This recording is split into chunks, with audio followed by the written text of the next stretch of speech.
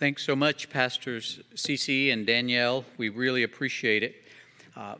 We've been lifting up partnership and collaboration this whole assembly, and one of our obvious largest partners is the ELCA church-wide expression itself, and we wanted to give Vice President Horne another opportunity not just to share what the ELCA is doing, but also invite all of us to share in this work of being the church together. So once again, Vice President Horne.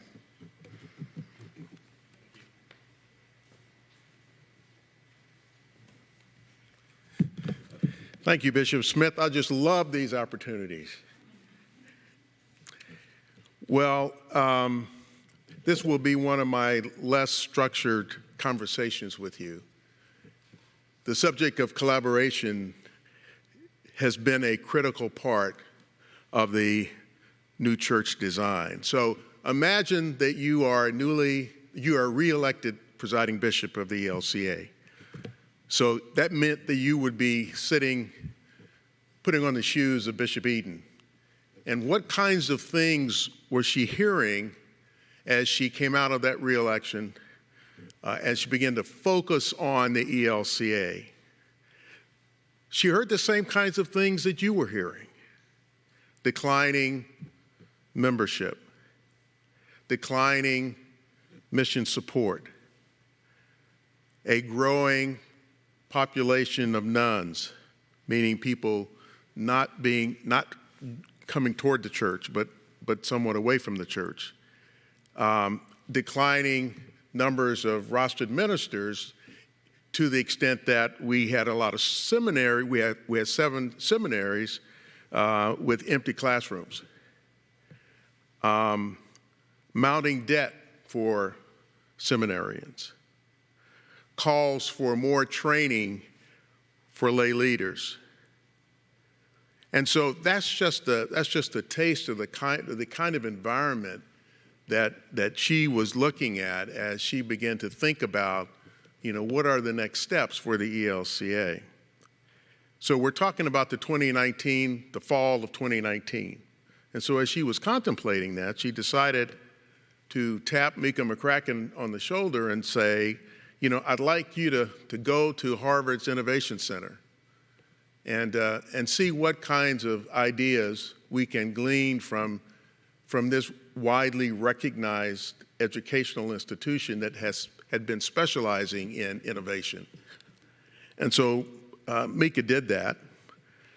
We invested in some survey instruments. And so by the time we got into 2020, it was pretty clear that Bishop Eden wanted us to pursue a different way of looking at how we do church. And what came out of that was this Future Church initiative. And there were 3 key aspects of this that tie into this conversation around collaboration.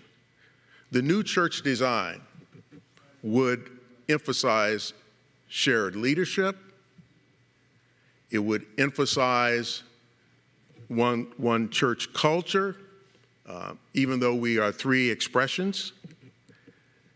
It would emphasize dynamic, flexible, being dynamic, being flexible, and more collaborative. So how many of you are familiar with the phrase, flying the airplane as you're building it? Now, again, me being an Air Force person, that just drives me crazy, because that's not the way you would, that's not the way you would safely operate. But I think you understand the idea is that when we start talking about the new church design and how that fits into emphasizing innovation and collaboration, I have to say up front, we don't have all the answers yet. But I do have some examples of what we're beginning to see sort of represents this whole notion of collaboration. And the one obvious example, and you all are already aware of it, is Open Doors. Open Doors is a new initiative to support ELCA congregations interested in meeting new people as we transition into a time of regathering in the physical spaces that we have so long worshiped in. The open door grants, and you all have been right on top of it because you submitted 20 grants.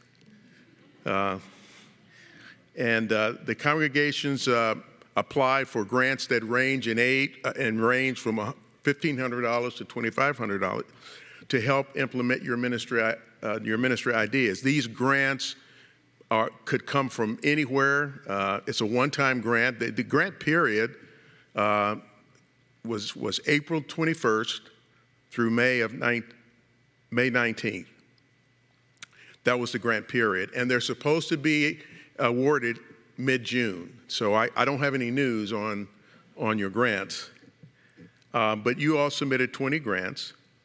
The criteria associated with these grants was that the grant had to have concrete ideas. It had to be actionable. The congregation had to be affiliated with the ELCA. And the grant applicant had to commit to information sharing. And Senate-authorized worshiping communities were eligible. So I would suspect, not knowing what your applications consisted of, you probably had some of those apply.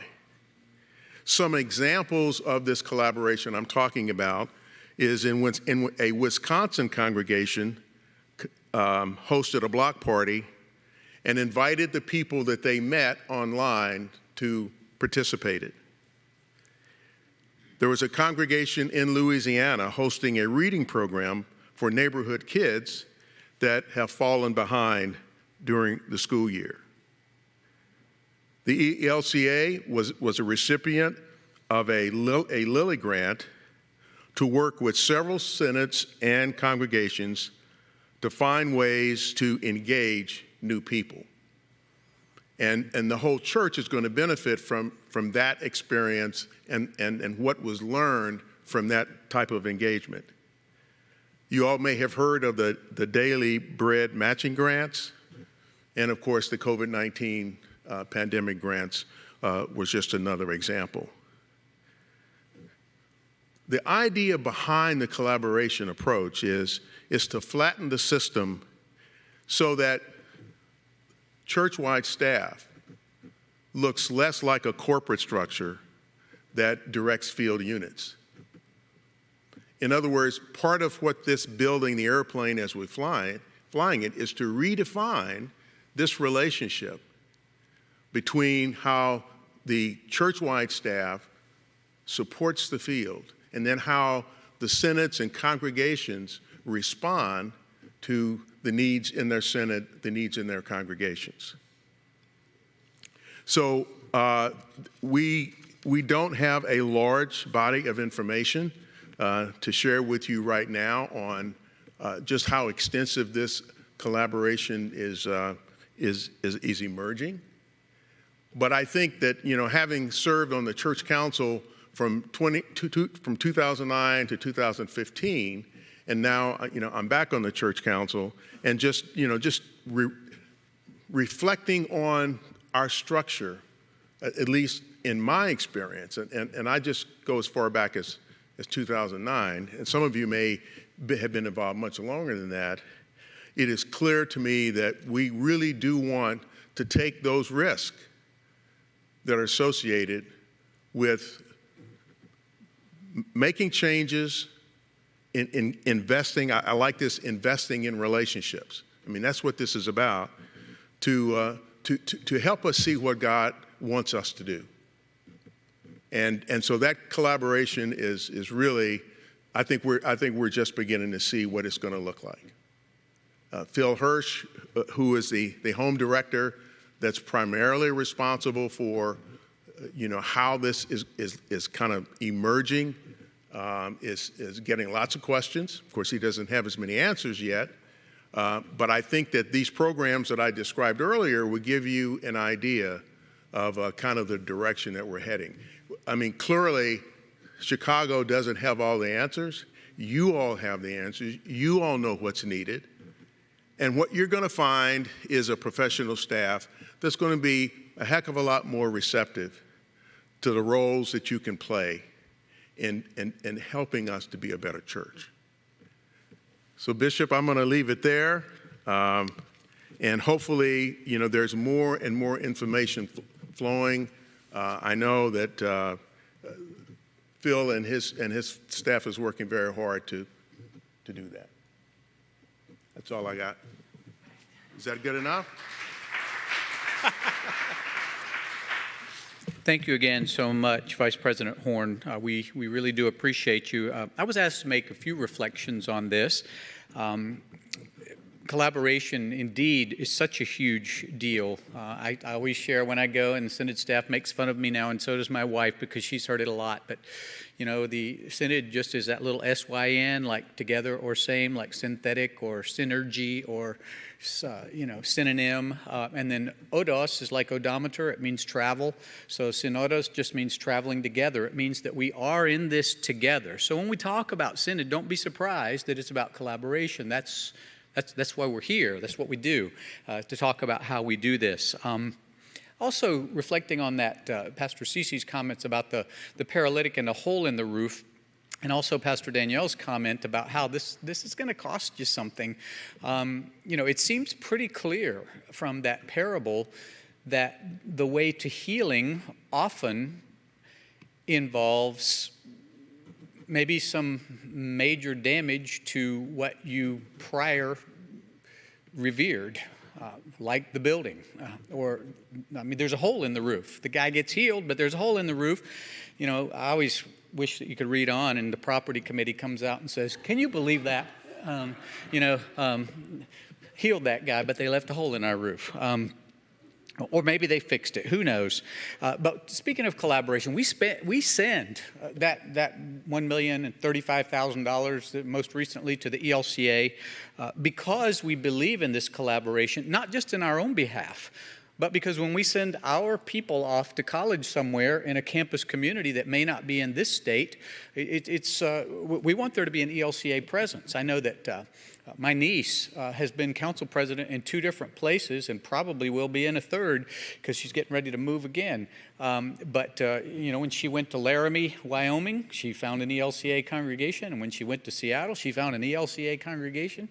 And then she's now in Moscow, Idaho, and she found an ELCA congregation. And she's going back to probably somewhere else now. And it's our being the church together. And that's just so very, very important. As far as the what if, I all the time go into congregations, and you're absolutely on target, Vice President Horne, on the what if, because so many of our congregations, and I'm this way, I think we all tend to be this way, we don't even know that we're existing in a status quo, and we complain about, we're declining, we're struggling, we don't have young people, we don't get money, we don't do this, we don't do this. And yet, we govern ourselves somewhat by default by saying, in church governance, let's find lots of creative ways to tell people no, especially if they have a new idea. And this whole thing of what if, it seems like, in some ways, at first glance, kind of a desperate sort of a thing to say, gosh, we don't know what's happening, we don't know how to fix this, and let's play what if. Hey, I'd rather be playing what if right now than giving up. And the gospel, like I said, is going to keep going. The Church of Christ will keep going. So I just, again, collaboration, that's what Synod is about. So thank you so much, all of you who've been talking about this, and will continue to be moving along this way.